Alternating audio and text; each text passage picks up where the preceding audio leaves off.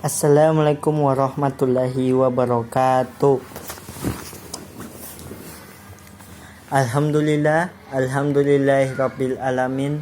Assalatu wassalamu anbiya'i wal mursalin Sayyidina Muhammadin wa alihi wa sahbihi ajmain, amma ba'd. Hadirin sekalian, puji syukur kepada Allah Subhanahu wa taala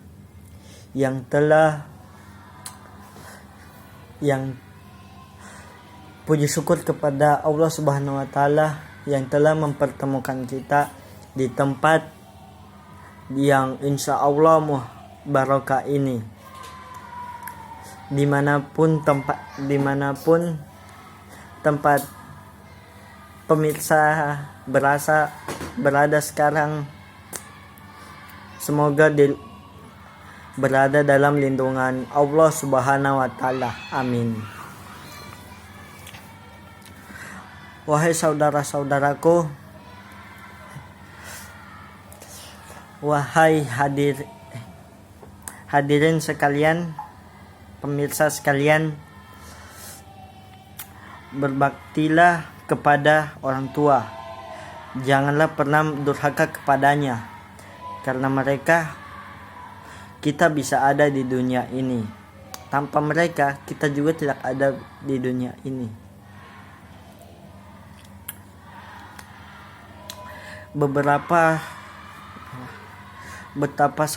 Ingatlah betapa sayangnya mereka kepada kalian, kepada kita sebagai anaknya.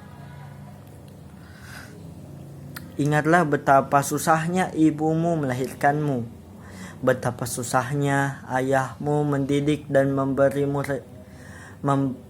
betapa susahnya ayahmu mencari nafkah untukmu, betapa susahnya ayah dan ibumu memberi kalian ilmu. Itu semua pasti ada usaha. Hadirin sekalian, saya juga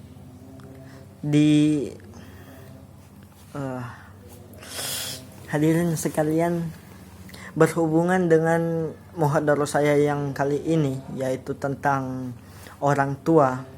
Ada hadis yang mengatakan, qala Nabi sallallahu alaihi wasallam, ridha rabbah fihi wali walidain wasahatullahi fihi sakti wali walidain. Ridho Allah ada kepada ridho orang tua, dan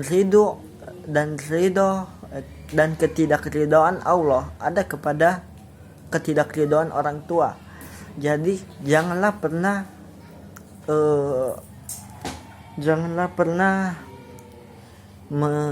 membenci orang tua kita. Jangan pernah membenci saudara-saudara kita. Jangan pernah membenci siapa lagi? Jangan pernah membenci kakak kita, paman kita, bibi kita. Bisa saja mereka juga mendidik sekaligus memberi ada saat orang tua kita mungkin nanti tidak ada. Mungkin orang kita pergi jauh. Nanti kakak kita atau keluarga kita yang lain pasti menjaga kita, memberi kita makan, memberi kita nafkah, apa segala macam, ya. Nah, hadis ini diriwayatkan oleh siapa ini? Imam Al-Mizzi dari sahabat Abdul bin Amr, ya. Saya juga masih mengingat satu cerita, ya.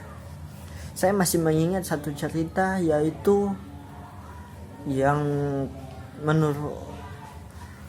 diberi nama penulisnya beri judul Menunggu Maaf Sang Ibu.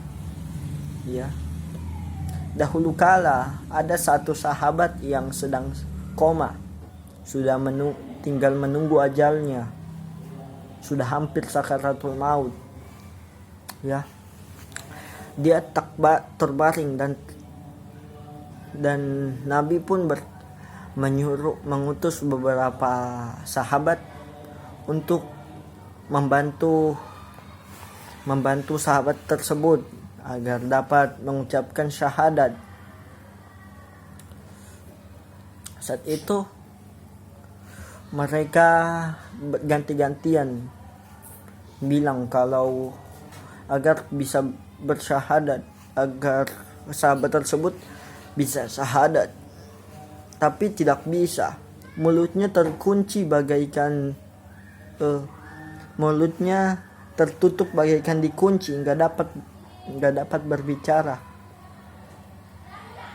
dan nggak dapat bersuara. Ya, pada saat itu dia Nabi pun bertemu orang tuanya, lalu berkata, "Wahai bibi, apakah Rasulullah SAW berkata, "Wahai bibi, apakah yang terjadi?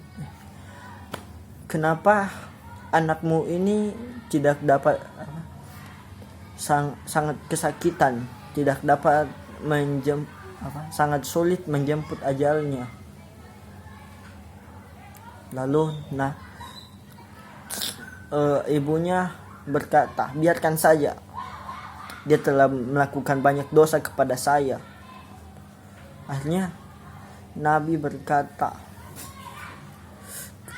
"Dosa apa yang dilakukan kepada bibi? Dia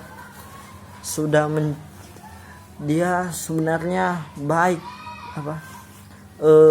dia sebenarnya masih patuh kepada saya saat dulu, tapi saat ada istrinya, dia mulai tidak mempedulikan saya lagi. Dia mulai membentak saya. Dia mulai meninggalkan saya." Akhirnya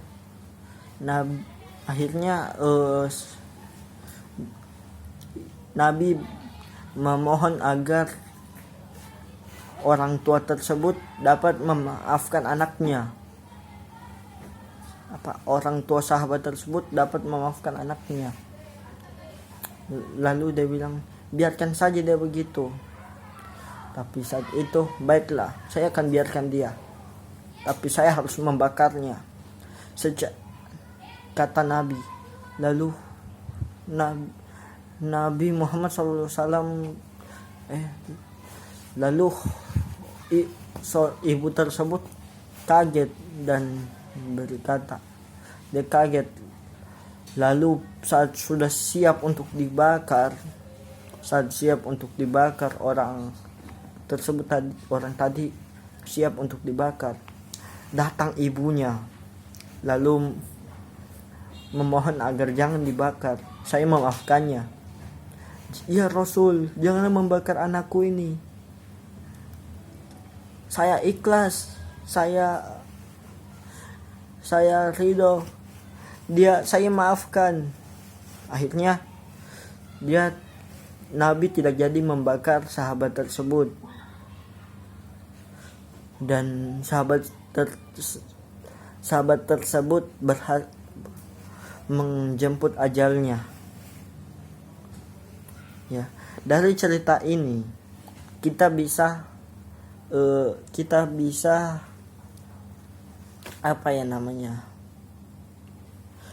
bisa membuat, saya lupa lagi. Dari riwayat ini atau cerita ini, kita bisa mengambil arti pentingnya, yaitu kita itu harus berbakti kepada orang tua kita, walau apapun yang terjadi. Harus berbakti walau kita jauh. ya setidaknya janganlah membentak orang tua kita, atau pokoknya jangan juga membentak saudara-saudara kita, terlebih orang-orang yang paling dekat sama kita. Bisa jadi nanti di masa depan atau di masa lalu mereka itu berperan penting kepada kita, tapi kita sendiri tak menyadarinya, ya demikian. Ya, banyak cerita banyak cerita. Selain cerita tadi, ada lagi hadis ini, ya, Nabi Muhammad Sallallahu Alaihi Wasallam, Rasulullah Sallallahu Alaihi Wasallam bersabda,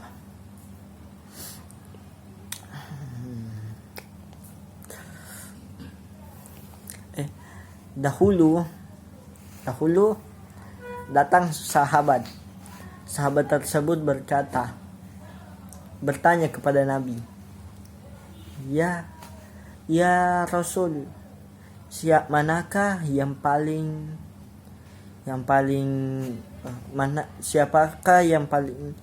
paling kita harus patuh kepada ia?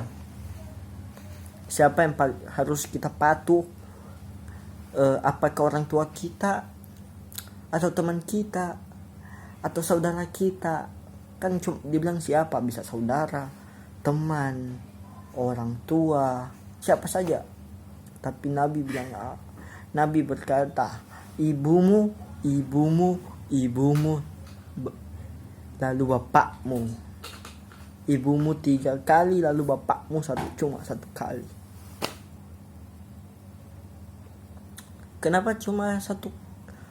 Kenapa ibu? Kenapa orang ibu dan bapakmu? Karena mereka itu paling berperan penting kepada kita. Tanpa mereka kita tidak ada. Tanpa mereka kita tidak ada. Tanpa mereka kita tidak ada. Kalau mereka tidak meninggalkan kita bisa saja, kalau mereka, pokoknya mereka itu berperan penting. Selain tanpa mereka kita tidak ada. Mereka itu memberi kita ilmu saat sekarang juga, saat itu juga mereka juga memberi kita nafkah, memberi kita makan, membesarkan kita. Ya. Sekian muhadarah saya kali ini. Assalamualaikum warahmatullahi wabarakatuh.